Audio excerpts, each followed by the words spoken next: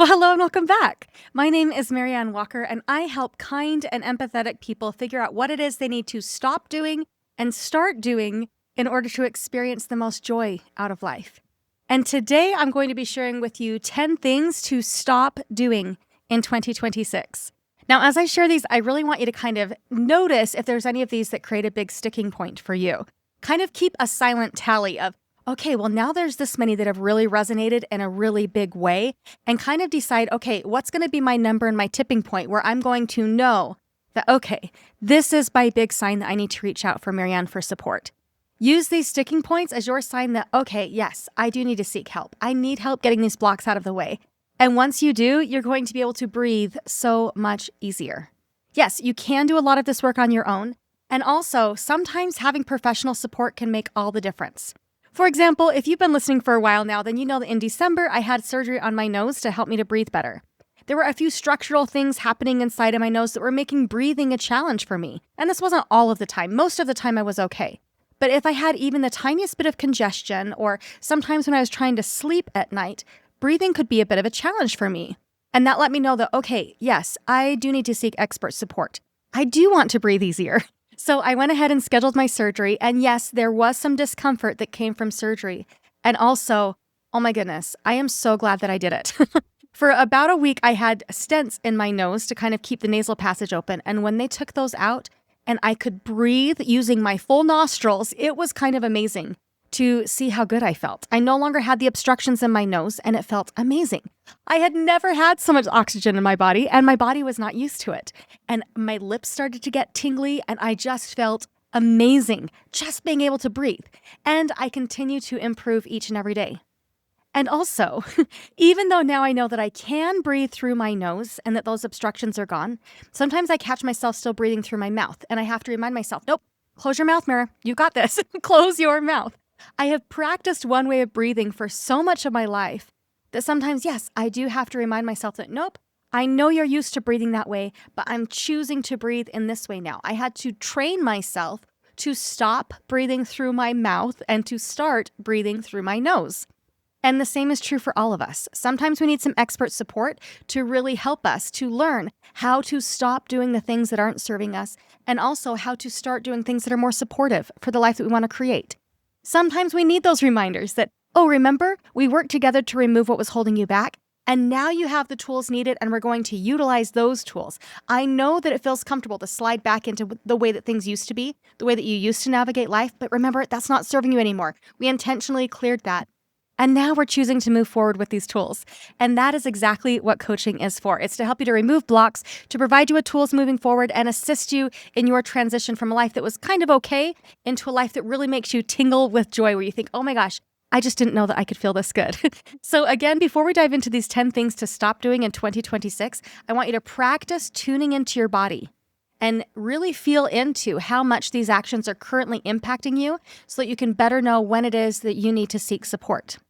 All right, number 1, stop taking responsibility for other people's emotions. It is not your job to fix their feelings. And yeah, be a kind human, okay? I always encourage everybody to be nice, but please stop over-owning other people's emotions, because honestly, it doesn't serve either of you. For you, when you're over-owning somebody else's emotions, it makes you tired, and it contributes to that feeling of being overly responsible, anxious, or maybe even like you're walking on eggshells. And for them, it actually makes it harder for them to feel and process their own emotions and create change for themselves, because they've now come to expect that, oh, well, they're going to take care of it for me. It's just fine. They're going to fix the problem. They're going to manage my emotions. I don't need to do the work. In other words, taking responsibility for others' emotions, it's not helping. It's enabling. So let them feel and process their own emotions, and you start to do the same. All right, number 2, stop saying yes when you want to say no. This almost always leads to resentment, which is one of the biggest relationship killers. Many of you have the belief that, well, if I say yes, if I accommodate, if I self-sacrifice, then I'll be appreciated. Then I can earn love and acceptance. But more than likely, if you're someone who constantly says yes when you want to say no, you aren't feeling appreciated. More than likely, you're feeling burned out, taken for granted, tired, and unseen for your sacrifice. Overcommitting and over-accommodating, it doesn't make you kind. It makes you exhausted. and it makes you disconnected from your own self. So stop it. All right, number 3, stop over-explaining your boundaries. Saying no does not require a dissertation or a permission slip. No is a complete sentence. You don't have to explain your calendar, your energy level, or your current capacity to others. It's okay to just say no. I know that you think that you have to have the perfect excuse so that other people won't feel bad when you tell them no, right? We think, well, if I have the perfect words and a long enough reason and a good enough explanation, then they won't have their feelings hurt when I tell them no. But you are not responsible for their feelings. And there are kind and clear ways to say no. In fact, just last week, I talked with boundary coach and author Cami Orange, who gave many examples of how to set boundaries with kindness and clarity without over-explaining. So if you haven't listened to that episode, go and check it out. It's a great one. But one of my favorite boundary phrases that she talked about on that episode was saying, I can't do that, but I can do this. I know that many of you have big hearts and you want to serve. And also, right now, you just can't make the commitment that they want you to make.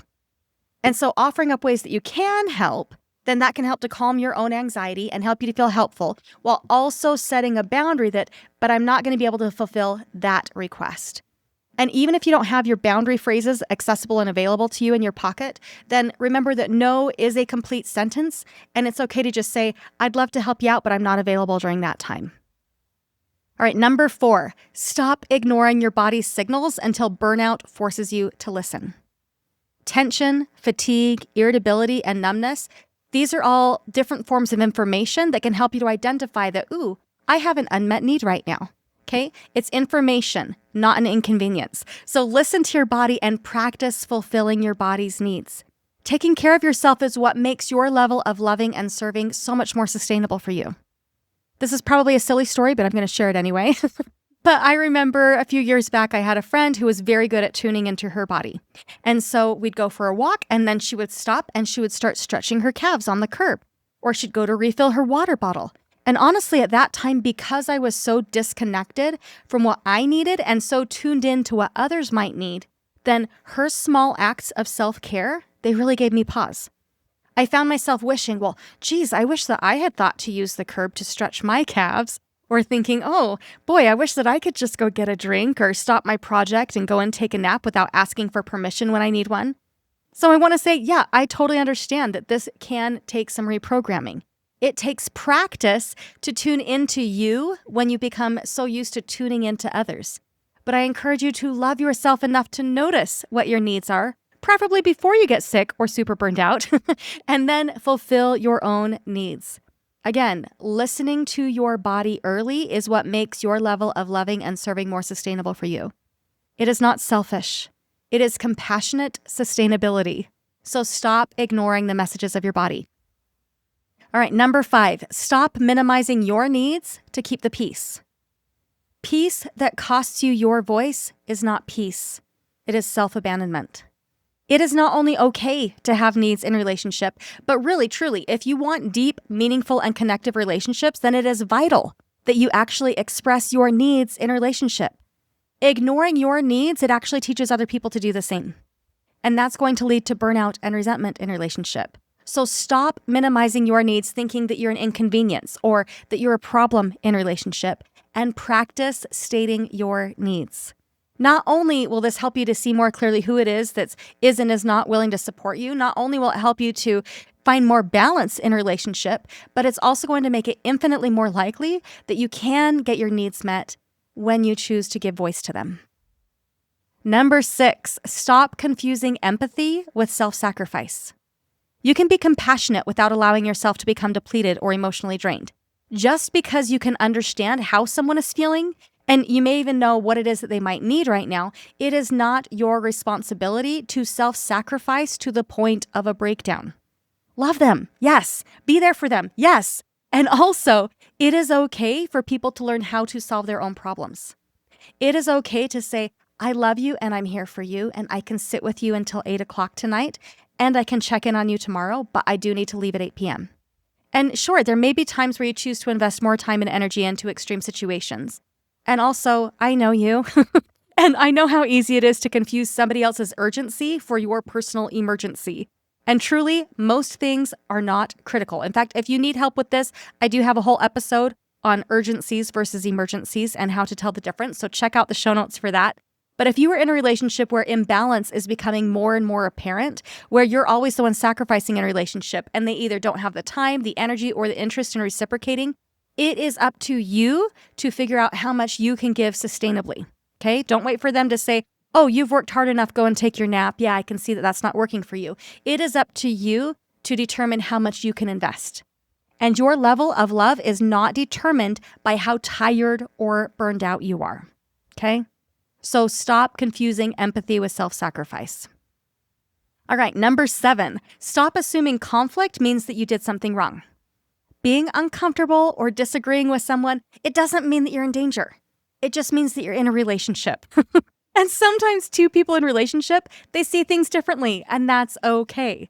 We do not always have to agree on everything. And yeah, some things like disagreeing on personal values, that might be a sign of incompatibility, but that's vastly different than disagreeing on how to discipline the kids or whose job it is to do the dishes that night or what to watch on TV. If you are somebody who struggles to know if you're facing a conflict or if it's just a disagreement, if you aren't sure if what you're facing is a deal breaker or not, I actually have an $11 Should I Stay or Should I Go journal that is there to help you. So check out the link in the show notes if that interests you. But remember that most of the time, having a conversation with different views is actually a sign that people feel safe being real with you.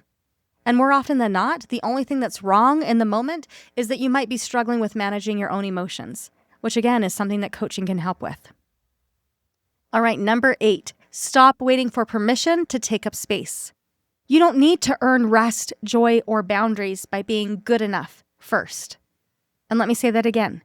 You do not need to earn rest, joy, or boundaries by being good enough first. You don't need anyone's permission to fill up your water bottle or to stretch your calves or to nap. Sometimes we think that we need to demonstrate how hard we're working or how much we've done before giving ourselves permission to fill our own needs or to speak up or to take up space. But you don't need permission. You get to say where it is that you would prefer to go for dinner, for example. You get to inform other people when you need a quick breather and say, hey, I'll be back in 20 minutes. You get to decide that. You get to make requests for what would feel good to your body and your nervous system when you're not feeling well. And you get to make requests for what would feel good to your body and your nervous system when you are feeling well. So stop waiting for permission to take up space. Number 9, stop abandoning yourself to avoid disappointing others. The relationship you neglect the most when people-pleasing is the one with yourself. In other words, people-pleasing is a form of self-abandonment. It's saying that other people's wants, wishes, and desires are more important than your own. And when you have that belief, it's really easy to mute yourself, to make yourself small, to lose yourself. In fact, several of my clients have come to me because they don't know who they are anymore. They have been so highly accommodating of other people, so concerned with checking all of the boxes on other people's list of ideals, that they don't even know who it is that they are anymore, outside of the roles that they fill for other people. Stop abandoning yourself just so you can avoid disappointing others. Sure, they might be disappointed if you tell them you're unavailable. But odds are that disappointment is going to be a part of the equation. Either they will be disappointed because you said no, or you will be disappointed with yourself because you said yes when you wanted to say no. So you aren't actually avoiding disappointment at all. You're actually just saying, I volunteer as tribute when there's an option on the table for who's going to be disappointed in a relationship. But when you're always the one volunteering for that emotion, it's not going to serve you or the relationship. All right, number 10, stop believing that healing has to be hard, painful, or lonely. Growth can be supportive, gentle, and deeply regulated, especially when you have somebody along for your journey that really resonates with you. I was recently attending a mastermind where the coach that was hosting the event got a little bit heated while giving some tough love advice. And while tough love and harshness may work for some people, I know it doesn't work for me, and I know it doesn't work for my audience. It actually really confirmed to me just sitting in that room that, okay, I'm right where I need to be coaching-wise. I need to be working with my highly sensitive people, and I know that they need somebody who is highly sensitive as well. Healing and growth can be gentle. It can be kind, encouraging, supportive. And this soft love approach, it can actually help you to create more progress than you actually think. You do not have to beat yourself up in order to make changes. You can make changes through self-love and self-compassion, and I can show you how.